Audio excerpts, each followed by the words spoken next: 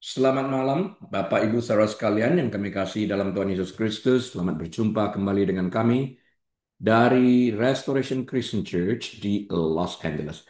Hari ini, hari Rabu, tanggal 28 Mei tahun 2025, dan kita akan melanjutkan pembahasan pendalaman Alkitab kita dengan Injil Yohanes, pasal yang ke-11, ayat yang ke-23. Kita awali dengan doa. Tuhan Yesus, kami terima kasih untuk kebenaran firman-Mu. Singkapkan setiap rahasia firman yang masih terselubung bagi kami. Mampukan kami mengerti, sehingga kami dapat menjadi pelaku yang aktif dan kami diperdekakan. Kami menerima, menyambut firman-Mu dengan hati penuh dengan ucapan syukur dan terima kasih di dalam nama Tuhan Yesus. Haleluya. Amin. Baik, Bapak, Ibu, saudara sekalian, mari kita buka kitab kita kepada Injil Yohanes, pasal yang ke-11, ayat yang ke-23, yang akan saya bacakan untuk kita sekalian. Kata Yesus kepada Marta, "Saudaramu akan bangkit." Jesus said to her, "Your brother will rise again." Beberapa hari sebelumnya, Yesus menerima pesan dari Marta dan Maria yang memberitahunya bahwa sahabatnya, saudara mereka Lazarus sedang sakit. Ya, jawabannya adalah bahwa penyakit itu tidak akan menyebabkan kematian. Yesus mengirim pesan balik. Don't worry, jangan gak usah khawatir. Penyakit ini tidak akan membawa kematian. Itu katanya. Secara teknis pernyataannya sebelumnya dapat diterjemahkan menjadi penyakit itu tidak akan berakhir dengan kematian. Ya kan? Yang sangat masuk akal. Mengingat apa yang akan terjadi. Apapun itu, masuk akal untuk berpikir bahwa Maria dan Marta akan bingung dengan jawaban itu. Karena Lazarus, saudara mereka, sudah mati. Hei, penyakit ini tidak berakhir dengan kematian. Itu belum titik loh di sana. Ini mati, belum titik. Akan bangkit lagi. Dan tidak akan berakhir dengan kematian. Pengertian luasnya. Nah, menurut kitab suci, Maria, Marta, dan Lazarus mengenal ajaran-ajaran Yesus. Ini memberikan konteks pada komentar Marta bahwa Yesus dapat mencegah kematian Lazarus. Dan bahwa Allah akan memberikan apapun yang diminta Yesus. Yang lalu kita bicara, bahkan saat ini pun aku tahu saat engkau meminta, Allah akan mendengarkan. Keyakinannya begitu kuat. Nah, cara Maria menerima Yesus menunjukkan bahwa pengajaran Yesus memberikan dampak yang sangat mendalam dalam kehidupannya. Dan Maria memahami pengajarannya lebih baik bahkan daripada kebanyakan murid. Dia duduk diam di kaki Yesus mendengarkan dengan telaten, dengan teliti. Marta sibuk di dapur, dia enggak. Namun seperti halnya pengikut Kristus lainnya, pengetahuan dan iman tidak menuntun pada pemahaman yang sempurna. Iman kita nggak sempurna. Yesus akan menyempurnakan iman kita itu. He is the author and finisher of our faith. Nah, ketika Yesus memberitahu Marta bahwa Lazarus akan bangkit, ia menanggapi dengan jawaban yang hati-hati namun konservatif dalam Yohanes 11 ayat ke-24. Hal ini secara jelas menunjukkan bahwa Marta belum pernah mendengar tentang kuasa yang dimiliki Yesus untuk membangkitkan orang mati. Kuasa yang hanya dimiliki oleh Tuhan. Karena itulah dikatakan ya pada akhir zaman akan dibangkitkan. Fair. Karena dia nggak pernah lihat, nggak pernah tahu tentang hal ini. Tapi dia lupa yang Yesus katakan, akulah kebangkitan dan hidup itu. Artinya at will. Setiap saat dia dapat lakukan itu. Karena dia Tuhan. Nah, Marta akan mengenal Yesus dari sudut pandang yang berbeda pada saat dia melihat Lazarus saudaranya dibangkitkan. Marta secara langsung menyaksikan bagaimana Lazarus, saudaranya yang telah meninggal 4 hari itu, mendengarkan suara Yesus dan tunduk pada perintahnya, bangkit. Iman Marta bertumbuh pada saat itu. Ya, harusnya orang-orang yang hadir di sana juga mulai menelaah diri mereka sendiri, berpikir, kok orang sudah mati 4 hari ini, orang mati bisa mendengarkan suaranya. Karena itu dia berkata sangat spesifik, Lazarus, come forth. Lazarus, keluarlah. Dia tidak mengatakan semua orang mati bangkit, enggak. Spesifik kepada satu orang. Dan satu orang yang dikatakan ini bangkit. Jadi kita lihat kuasanya itu tuh bekerja juga kepada orang mati yang sanggup mendengarkan suara Yesus ini. Bukan hanya iklim, angin ribut sudah pernah kita lihat kuasanya. Tenang, peace I say unto you. Udara ribut menjadi tenang. Orang ketakutan, siapa engkau? Sehingga angin pun tunduk kepada engkau. Ya kan? Nah, dalam Yohanes 11 ayat 23, ketika Marta mengungkapkan kesedihannya karena Yesus tidak hadir sebelum saudaranya Lazarus meninggal, Yesus menanggapi dengan pernyataan penuh harapan. Saudaramu akan bangkit.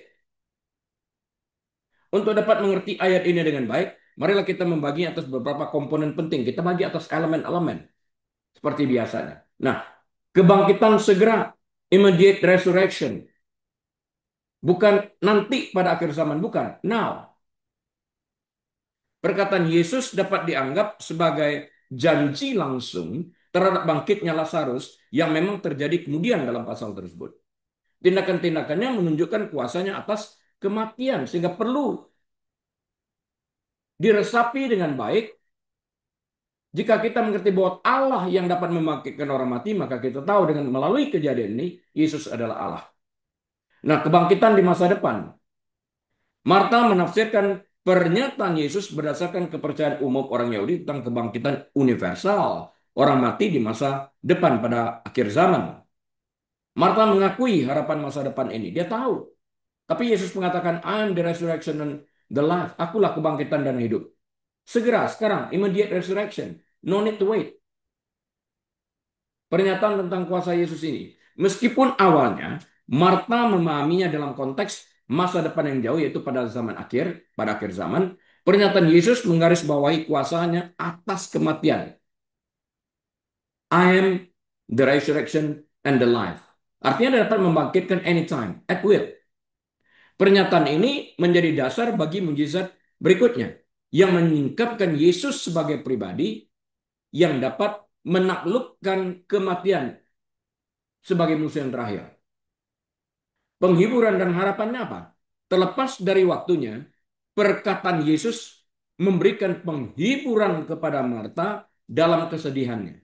Pernyataan Yesus memberikan rasa harapan di balik kehilangan yang dialami saat itu. Arah menuju kebenaran yang lebih dalam, kita mesti lihat tentang itu. Bukan berhenti pada Lazarus saja, tapi melihat kuasa yang akan terjadi di akhir zaman terhadap kita sekalian jika kita mati sebelum dia datang. Ya, ayat ini menjadi batu loncatan bagi Yesus untuk mengungkapkan kebenaran yang lebih mendalam tentang dirinya. Dalam ayat-ayat berikutnya, Yohanes 11 ayat 25 sampai 26, Yesus menyatakan, "Akulah kebangkitan dan hidup. Barang siapa percaya kepadaku, ia akan bangkit walaupun ia akan hidup walaupun ia sudah mati.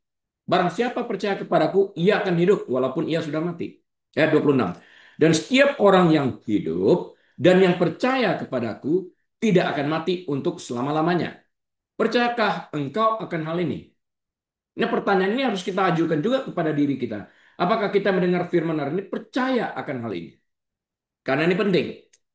Pernyataan ini menekankan bahwa hidup dan kebangkitan sejati ditemukan dalam diri Yesus sendiri yang menawarkan realitas masa kini dan kekal bagi orang percaya. Ya. Intinya, Yohanes 11 ayat 23 adalah ayat penting menawarkan penghiburan dan harapan awal dalam menghadapi kematian, sekaligus juga menggambarkan demonstrasi luar biasa dari kuasa Yesus dan identitasnya yang mendalam sebagai sumber kebangkitan dan kehidupan.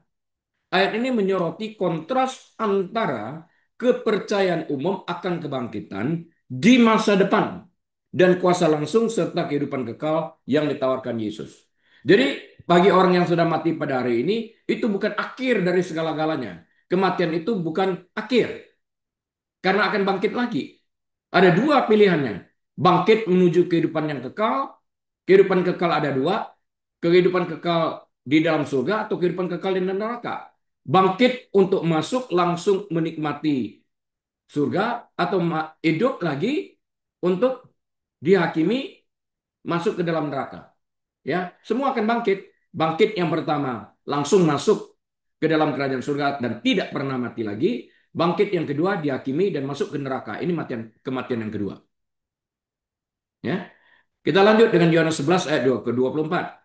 Kata Marta kepadanya, "Aku tahu bahwa ia akan bangkit pada waktu orang-orang bangkit pada akhir zaman." Wow. Martha said to him, "I know that he will rise again in the resurrection at the last day." Jadi, Maria dan Marta adalah pengikut dekat ajaran Kristus. Buktinya apa? Mereka sampai mengerti tentang hal ini. Dalam pernyataan sebelumnya, Yesus telah berbicara tentang mereka yang percaya kepadanya akan mengalami kebangkitan pada akhirnya. Pemuridan itu jelas telah memberikan iman yang besar kepada kedua bersaudara ini, Maria dan Marta ini. Bahkan ketika menghadapi keraguan, sama sama seperti ibu Yesus yang tidak menuntut solusi khusus, Marta tidak langsung memohon kepada Yesus untuk membangkitkan saudaranya dari kematian. Enggak, dia cuma memberikan laporan. Jadi ketika Yesus meyakinkan bahwa Lazarus akan bangkit, kemungkinan besar ia menganggap, Marta menganggap bahwa Yesus tidak bermaksud melakukan mujizat pada saat itu. Dengan kata lain, tanggapan Marta di sini mungkin disertai dengan sedikit kekecewaan. Ya, mesti tunggu sampai zaman akhir zaman. Ya. Penyebutannya tentang Tuhan yang mengabulkan permintaan apapun yang diajukan Yesus mengakibatkan dia berkata, saudaramu akan bangkit. Ia tidak berkata, aku akan meminta Tuhan untuk membangkitkannya kembali. Enggak, dia enggak bilang itu. Saudaramu akan bangkit. Artinya siapa memegang kuasa di dalam hal ini? Yesus.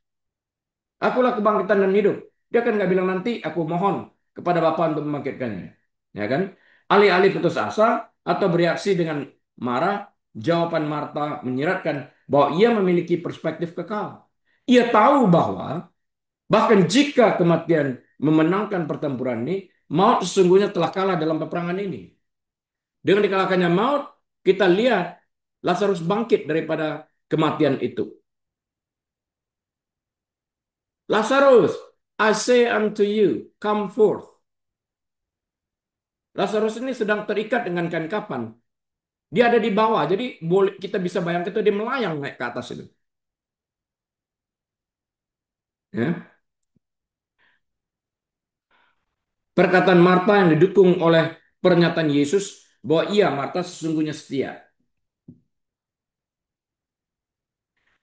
Terbukti dari keteguhan imannya, sekalipun di tengah keraguan dan rasa sakitnya secara emosional karena kehilangan Lazarus saudaranya. Nah, Yesus pada ayat selanjutnya secara terus terang menyampaikan kepada Marta bahwa ia adalah kebangkitan dan hidup. I'm the resurrection and life. Sekarang dia katakan, akulah kebangkitan dan hidup itu. Sehingga siapa percaya kepadanya akan hidup walaupun ia sudah mati. Seperti yang tertulis dalam Yohanes 11 ayat 25. Jadi dengan bangkitnya Lazarus, kita tahu Lazarus ini percaya kepadanya. Ya, ia akan hidup walaupun ia sudah mati. Di sini kita melihat bahwa Lazarus merepresentasikan orang percaya lainnya yang percaya kepada Yesus akan hidup walaupun ia sudah mati. Inilah yang akan dialami semua orang percaya yang telah meninggal sebelum kedatangan Yesus kedua kalinya. Mereka akan pertama-tama dibangkitkan pada saat sangkakala berbunyi dan kemudian disusul oleh orang percaya yang masih hidup pada saat Yesus datang kedua kalinya untuk menyongsongnya di angkasa. 1 Tesalonika 4 ayat 16 sampai 17. Perlu nih ayat dicatat. 1 Tesalonika 4 ayat 16 dan 17. Yohanes 11 ayat 24 mencatat tanggapan Marta terhadap pernyataan Yesus bahwa saudaranya Lazarus akan bangkit kembali. Marta berkata, aku tahu, I know, right? Bahwa ia akan bangkit pada waktu orang-orang bangkit pada akhir zaman. Untuk dapat mengerti ayat ini, Bapak Ibu, mari kita bedah ayat ini kembali menjadi beberapa komponen penting. Pemahaman ayat ini adalah seperti berikut. Aku tahu bahwa ia akan bangkit. Ini Maria berkata, Marta berkata, aku tahu bahwa ia akan bangkit. Ini menunjukkan iman Marta pada kebangkitan umum orang mati. Sebuah kepercayaan yang dianut oleh banyak orang Yahudi pada masa itu, khususnya orang Farisi. Ia tidak menyangkal kemungkinan kebangkitan. Pada waktu orang-orang bangkit pada akhir zaman, ia menjelaskan keterbatasan pengetahuan dan iman Marta tentang kuasa Yesus yang adalah akulah kebangkitan dan hidup. Akulah kebangkitan dan hidup. Dia kan nggak nunggu, akulah kebangkitan dan hidup. Artinya anytime dia bisa lakukan itu. Ia memahami kebangkitan sebagai peristiwa eskatologis di masa depan yang akan terjadi pada akhir zaman. Ketika semua orang benar yang telah meninggal akan dibangkitkan. Ini sejalan dengan nubuat-nubuat perjanjian lama. Seperti tertulis dalam Daniel 12 ayat yang kedua. Dan ini merupakan harapan umum orang Yahudi. Nah, poin-poin utama dan implikasinya seperti ini. Iman dan pemahaman Marta sebagai berikut. Marta menunjukkan tingkat iman dengan mengakui kebangkitan di masa yang akan datang. Namun pemahamannya terbatas pada peristiwa di masa depan, bukan pada masa kini, saat ini, sekarang ini, here and now. Ia belum memahami bahwa Yesus sendiri adalah sumber dan kuasa kebangkitan di masa kini. Nanti di akhir zaman akan terjadi seperti ini juga. Waktu sangkakala berbunyi, semua orang mati itu akan bangkit terlebih dahulu. Yang percaya kepada Kristus akan naik ke awan-awan. Kemudian kita yang masih hidup akan diangkat bertemu dengan dia di awan-awan. Nah, harapan umum orang Yahudi, pernyataan mencerminkan kepercayaan umum orang Yahudi akan kebangkitan akhir. Hal ini memberikan konteks bagi pernyataan Yesus yang penuh kuasa. Berikutnya, ya.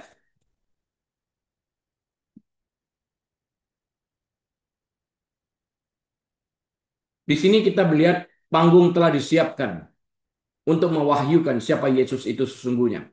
Jawaban Marta mendorong pernyataan Yesus yang mendalam, akulah, I am the life, the resurrection in the life. Dalam Yohanes 11 ayat 25 itu ya, akulah kebangkitan dan hidup.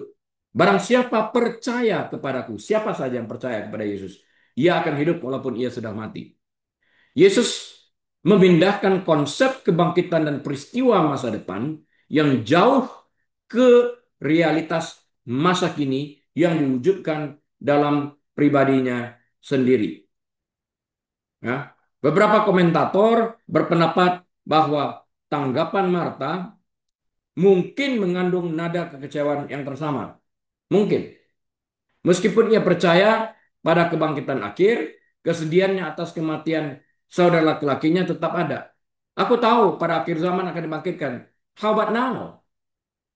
Ia mungkin berharap akan campur tangan Yesus yang lebih cepat tanpa menyadari bahwa Yesus mengatakan bahwa kuasanya tersedia untuk masa kini. Ya. Intinya, Yohanes 11 ayat 24 menyingkapkan pemahaman Marta yang setia. Namun, belum lengkap tentang kebangkitan sebagai peristiwa masa depan. Yang kemudian menjadi latar belakang penting bagi pewahyuan diri Yesus yang penuh kuasa sebagai perwujudan kebangkitan dan hidup. Menunjukkan keilahiannya.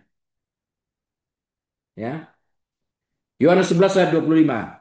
Kita lanjut. Yohanes 11 ayat 25.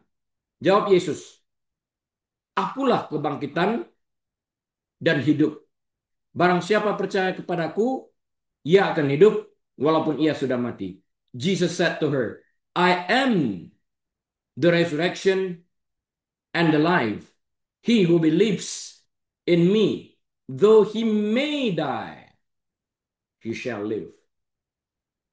Ketika saudaranya Lazarus meninggal karena sakit, Marta menunjukkan keyakinannya bahwa Tuhan Yesus akan menjawab setiap permintaan yang diajukannya kepada Bapa, kepada Allah. Ya, dia yakin kalau Yesus mengajukan permintaan kepada Allah Bapa akan mengabulkan itu. Dalam konteksnya, ini adalah permohonan yang terselubung bagi Yesus untuk menghidupkan kembali Lazarus dari kematiannya. Minta dong sama Allah Bapa, kan gitu. Yohanes 11 ayat 17 itu. Namun seperti ibu Yesus, Marta lebih fokus untuk sekedar memberitahu Yesus tentang masalahnya daripada menuntut solusi yang spesifik. So he did not put burden on Jesus' shoulder. Dia tidak menaruh beban atas pundak Yesus. Enggak. Jawabannya bahwa Lazarus akan bangkit. Itu sesimpel itu. Menggemakan pernyataan yang dibuat oleh Yesus dalam ajaran-ajarannya sebelum sebelumnya ini. Ya. Yohanes 6 ayat 39 dan 40 dapat kita lihat itu. Yohanes 6 ayat 39 dan 40. Nah, penyebutan tentang kebangkitan itu seringkali merujuk pada hari-hari akhir atau akhir zaman. Keakraban Marta dengan Yesus mungkin menyebabkan Marta menafsirkan pernyataan Yesus sebagai tidak, ya dia akan dibangkitkan pada zaman akhir kan, not now. Yang lembut dan meyakinkan. Tapi Yesus tidak katakan itu bukan? Itu kan pemikiran atau pola pikir dari Marta.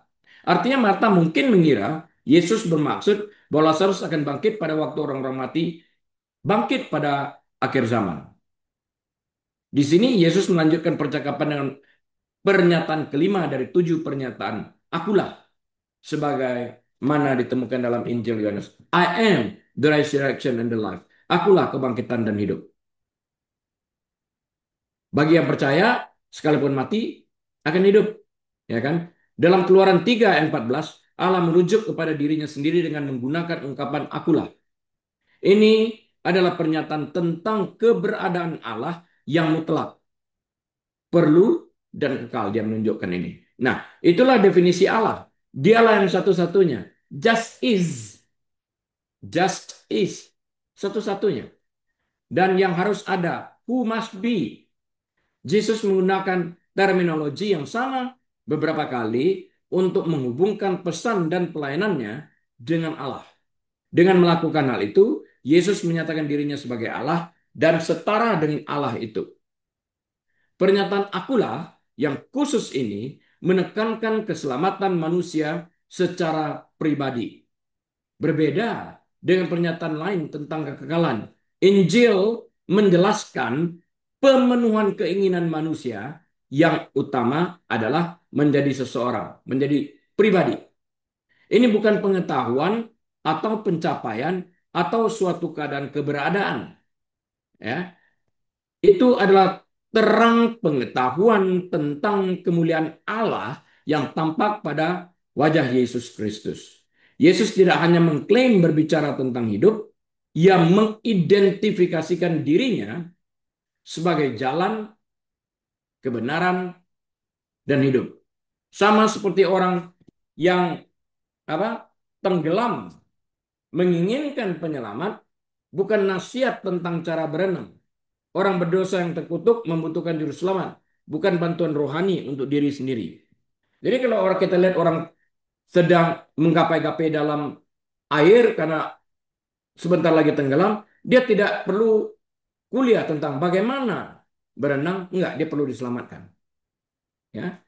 Dengan mengatakan hal ini, Yesus tidak menentang pernyataan Marta sebelumnya tentang saudaranya. Sebaliknya, ia terus menyiapkan pesan di balik tanda ketujuhnya yang ditemukan kemudian dalam bab ini. Untuk melakukan ini, ia membuat permainan kata dan gagasan tentang hidup dan mati yang dijabarkannya dalam ayat berikut, yaitu Yohanes 11 ayat 25. Akulah kebangkitan dan hidup. Barang siapa percaya kepadaku, ia akan hidup walaupun ia sudah mati. Dalam pernyataan yang kuat ini, Yesus menyingkapkan sifat-sifat ilahinya dan otoritasnya atas kematian dan kehidupan. Untuk dapat mengerti ayat ini, kembali kita membedah ayat ini menjadi beberapa komponen penting. Akulah kebangkitan. Itu komponen pertama. Yesus tidak hanya berbicara tentang peristiwa di masa depan. Ia adalah kebangkitan itu sendiri. Ia memiliki kuasa untuk menghidupkan kembali. Seperti yang ia tunjukkan dengan membangkitkan Lazarus dalam bab yang sama. Ini juga merupakan gambaran kebangkitannya yang sendiri, yang merupakan landasan iman Kristen. Akulah kebangkitan. Dan yang kedua dia sambung, dan hidup. ya, dan hidup. Yesus tidak hanya menawarkan penangguhan hukuman sementara dari kematian. Ia adalah sumber kehidupan sejati kekal sifatnya. Kehidupan ini bukan hanya keberadaan biologis, tetapi hubungan spiritual yang dalam dengan Tuhan yang melampaui kematian fisik. Barang siapa percaya kepadaku, ia akan hidup walaupun ia sudah mati. Ini berbicara kepada mereka yang beriman kepada Yesus. Bahkan jika mereka mengalami kematian fisik, kehidupan spiritual mereka yang berakar pada Kristus akan terus berlanjut. Mereka akhirnya akan dibangkitkan, ikut serta dalam kemenangannya atas kematian. Dan nanti dalam ayat selanjutnya, yaitu dalam ayat 26, Yesus berkata, dan setiap orang yang hidup dan yang percaya kepadaku tidak akan mati selama-lamanya. Kehidupan kekal. Lazarus mati, dibangkitkan, mati lagi. Kita kalau sudah dibangkitkan pada zaman akhir, hidup selama-lamanya bersama Allah Bapa, Allah Putra, dan Roh Kudus di surga. Nah, bagian yang di sini untuk hidup selama-lama yang dikatakan dalam ayat 26 nanti, bagian ini menekankan kualitas hidup bagi mereka yang percaya kepada Yesus. Jaminan hidup kekal.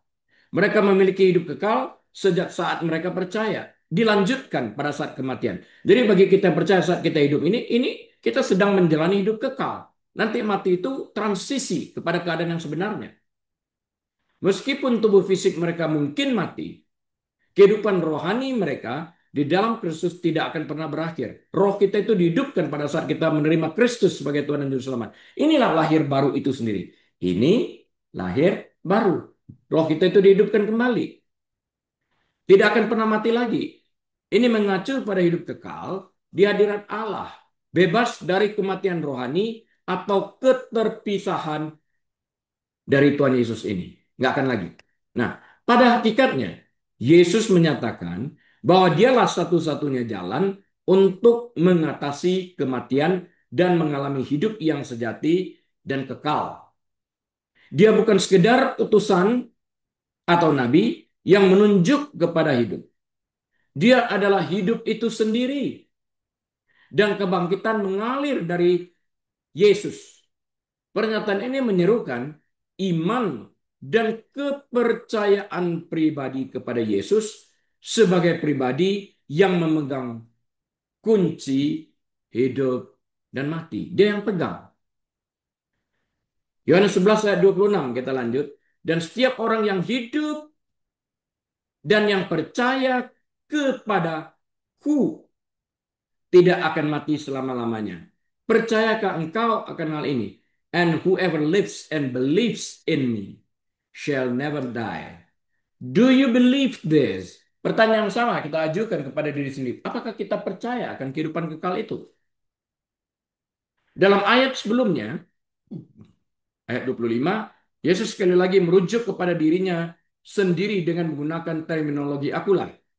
Ia menggemakan pernyataan yang dibuat oleh Tuhan dalam Keluaran 3 ayat 14. Ketika Musa meminta Tuhan untuk mengidentifikasi dirinya. Responnya adalah sebuah ekspresi ya dari keberadaan Tuhan yang mutlak, sempurna, ya. Tuhan adalah sebagaimana Tuhan adanya. Akulah aku adalah aku, ya. Jadi kita penting untuk menelaah dan menyimpan itu di dalam hati kita. Perkataan Yesus dalam ayat sebelumnya mengaitkan gagasan itu dengan konsep keselamatan yang sangat pribadi sifatnya. Daripada menjadikan penebusan umat manusia sebagai masalah pembelajaran atau usaha, Tuhan Yesus mendasarkan harapan kita pada seseorang. Dari dalam gelap akan terbitlah terang. Ia juga yang membuat terangnya bercahaya di dalam hati kita. Supaya kita beroleh terang dari pengetahuan tentang kemuliaan Allah yang nampak pada wajah Kristus. 2 Korintus 4 ayat ke-6 mencatat ini. 2 Korintus 4 ayat yang ke-6. Ya. Yesus memperluas gagasan itu dengan permainan kata-kata pada gagasan tentang hidup dan mati. Sekalipun kau mati, kau hidup. Tentu hanya bagi orang yang percaya kepada Kristus. Di luar Kristus tidak ada. Yang ada kematian. Ajaran-ajaran Yesus yang lain menekankan konsep hidup kekal. Di sini juga. Mereka yang menaruh iman kepada Kristus memiliki kehidupan yang tidak dapat diambil dari mereka. Artinya tidak dapat hilang dalam arti selama-lamanya. Yaitu kehidupan yang ada setelah kematian tubuh jasmani. Frasa Yunani yang Yesus gunakan di sini sama persis dengan yang ada di Yohanes 10 ayat yang ke-28. Dan berarti sesuatu yang tidak pernah akan binasa dan tidak pernah akan dapat direbut. No one can snatch you out of my Father's hand. And no one can snatch you out of my hand. Double security. Tidak dapat direbut dari tangan Yesus, tidak dapat direbut dari tangan Allah Bapa. Dipegang erat. Ya. Yohanes 10 ayat 28 sampai 29, dan aku memberikan hidup yang kekal kepada mereka, dan mereka pasti tidak akan binasa sampai selama-lamanya, dan seorang pun tidak akan merebut mereka dari tanganku. Bapakku yang memberikan mereka kepadaku lebih besar daripada siapapun, dan seorang pun tidak dapat merebut mereka dari tangan Bapa. Jadi artinya tidak dapat direbut dari tangan Bapa, tidak dapat direbut dari Yesus. Ini aman. Ya. Jadi kita tidak kehilangan keselamatan itu. Yesus berbicara kepada Marta, salah seorang saudara perempuan Lazarus ya. Pertanyaannya kepadanya menggunakan kata kerja ekspresi tindakan, bukan kata benda. Istilah yang diterjemahkan sebagai percaya. Di sini kata percaya ini berasal dari akar kata Yunani pisteuo yang merujuk pada iman. Apakah engkau dapat beriman tentang ini? Apakah engkau percaya tentang hal ini? Komentar sebelumnya oleh Marta menunjukkan bahwa ia bersedia untuk menaruh kepercayaan kepada Yesus. Yohanes 11 ayat ke-22. Kemungkinan besar berdasarkan pada apa yang pernah didengarnya dari Yesus melalui pengajaran-pengajarannya di masa lalu. Ketika ditanya, apakah ia memiliki iman kepada Kristus dan janji kebangkitannya, ia menjawab dengan pernyataan yang jelas tentang status Yesus sebagai Tuhan dan Mesias. Ada itu di dalam Yohanes 11 ayat 27 ayat yang berikutnya. Sekali lagi, Yohanes 11 ayat 26 ini mengatakan, setiap orang yang hidup dan yang percaya kepadaku tidak akan mati selama-lamanya. Percayakah engkau akan hal ini? Apakah engkau dapat beriman tentang apa yang aku katakan ini? Ya, ayat ini merupakan bagian dari dialog yang kuat antara Yesus dan Marta setelah kematian saudaranya Lazarus. Untuk dapat memahami maknanya, kita perlu mempertimbangkan konteks dan makna dari frasa-frasa utama ini. Kita bagi kembali menjadi komponen-komponen kecil. Setiap orang yang hidup dan yang percaya kepadaku. Itu komponen pertama. Setiap orang yang hidup dan yang percaya kepadaku. Bagian pertama dari ayat ini merujuk kepada mereka yang hidup secara fisik dan telah menaruh iman mereka kepada Yesus Kristus. Penekanan di sini adalah pada iman yang aktif dan nyata. Tidak akan mati selama-lamanya. Bagian kedua dari ayat ini adalah inti dari Yohanes 11 ayat ke-26. Dan ayat ini memiliki beberapa lapisan makna. Yang pertama, berbicara tentang kematian rohani. Penafsiran yang paling langsung adalah bahwa orang percaya tidak akan pernah mengalami kematian rohani yang merupakan keterpisahan kekal dari Tuhan. Melalui iman kepada Yesus, mereka telah berpindah dari kematian menuju kehidupan. Yohanes 5 ayat ke-24. Dan memiliki kehidupan kekal. Nah, kehidupan ini tidak dapat hilang. Hakikat kematian fisik bagi orang percaya ya mati hanya secara fisik kan. Meskipun orang percaya mengalami kematian fisik, kematian itu dapat diubah. Itu bukan berarti akhir yang hakiki, bukan akhir segala-galanya, melainkan transisi ke hadirat Tuhan. Yesus bahkan menggambarkannya sebagai tidur, seperti yang Yesus sendiri lakukan dengan Lazarus dalam Yohanes 11 ayat 11. Dia sedang tidur. Suatu keadaan sementara sebelum kebangkitan. Orang tidur bangkit lagi. Ya kan? Kebangkitan di masa depan ini seperti apa? Pernyataan ini juga terkait dengan janji kebangkitan di masa depan, bukan hanya sekarang. Mereka yang percaya kepada Yesus, bahkan jika mereka mati secara fisik, akan dibangkitkan kepada kehidupan kekal. Ini sejalan dengan pernyataan Yesus sebelumnya dalam Yohanes 11 ayat yang ke-25. Akulah kebangkitan dan hidup. Barang siapa percaya kepadaku, ia akan hidup walaupun ia sudah mati. Mereka yang hidup pada saat kedatangan Kristus akan menikmati ini, terangkat ke awan-awan. Ke awan-awan. Beberapa penafsiran juga mempertimbangkan kemungkinan orang percaya yang masih hidup pada saat kedatangan Yesus yang kedua. Mereka akan diubah dan masuk ke dalam kehidupan kekal tanpa mengalami kematian fisik. Kemudian pertanyaannya, percayakah engkau akan hal ini? Ya.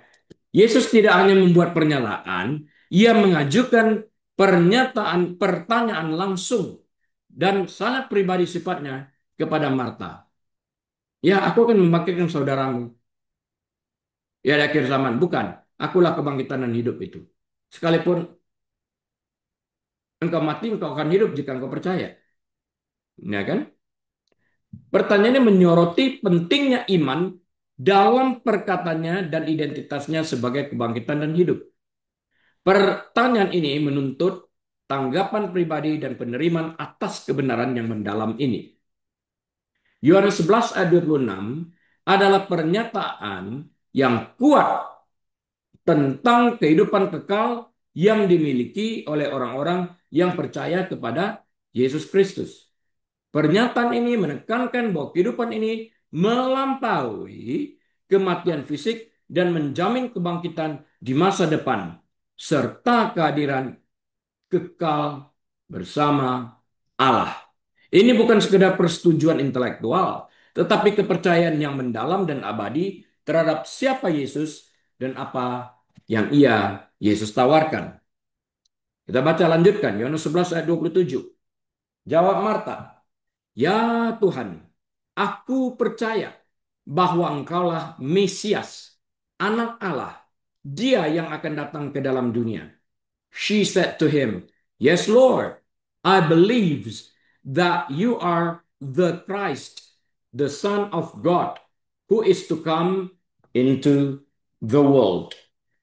Dalam dua ayat sebelumnya, Yesus mengungkapkan pernyataan kelima dari 7 pernyataan akulah yang ditemukan dalam Injil Yohanes. Pernyataan itu mencakup perannya sebagai orang yang membawa kematian dan kehidupan bagi mereka yang percaya kepadanya. Ya, akulah kebangkitan dan hidup. Setelah itu Yesus bertanya kepada Marta, apakah ia percaya bahwa apa yang ia katakan, bahwa apa yang Yesus katakan adalah kebenaran? Jawabannya yang ditemukan di sini adalah yang kelima dari 7 kali dalam Injil Yohanes, di mana seseorang bersaksi tentang keilahian Yesus. Marta dan saudaranya, Maria dan Lazarus, adalah pengikut Yesus. Marta menyadari ajaran-ajaran tentang kehidupan kekal. Yohanes 6 ayat 39-40. Berdasarkan apa yang telah ia lihat dan pelajari. Marta bersedia untuk menaruh kepercayaan dan imannya kepada Kristus. Ia itu termasuk kesediaan untuk mengikutinya bahkan saat berduka atas kehilangan yang ia tahu dapat dicegah oleh Yesus. Dia nggak sakit hati. Dia tetap setia mengikuti Yesus. Cara Marta menjawab pertanyaan Yesus menunjukkan bahwa imannya kuat dan berlandaskan pada pengetahuan. Marta memberi Yesus 4 gelar utama. Marta mengatakan Tuhan atau Lord dalam bahasa Inggrisnya, Kristus, ya, Kristos, Christ, Anak Allah, dan Dia yang akan datang ke dunia. The one coming into the world. Kalau kita lihat, dia menggunakan Tuhan, Lord, ya, Anak Allah, dia akan datang ke dunia, dan Christ, Messiah, yang diurapi Allah. Ya, itu semuanya dalam satu pernyataan. Menyebut Yesus Lord atau Tuhan menunjukkan bahwa Marta menganggapnya sebagai otoritas yang tertinggi. Nggak ada lagi lebih tinggi dari itu. Menyebut Yesus Kristus merujuk pada perannya sebagai Mesias yang diurapi. Inilah pribadi yang dijanjikan oleh kitab suci, Perjanjian Lama, untuk datang dan menyelamatkan Israel. Nih, sebutan pertama Tuhan sudah, sebutan kedua Kristus sudah, sebutan yang ketiganya Anak Allah, the Son of God, juga merujuk pada peran Yesus sebagai Mesias. Ketika memanggil para murid, Yesus diberi gelar yang sama oleh Nathanael. You are the Son of God. Itulah yang pertama dari 7 saksi ya, tentang sifat ilahi Yesus. Perkataan Marta di sini adalah yang kelima. Nah, menyebut Yesus sebagai Yesus yang akan datang ke dunia, the one coming into the world, juga menghubungkan Yesus dengan nubuat ilahi. Dalam bab berikutnya ketika Yesus memasuki Yerusalem, orang-orang yang akan menggunakan frasa yang sama untuk mengumumkan Yesus sebagai raja, merujuk pada Sakaria 9 ayat 9.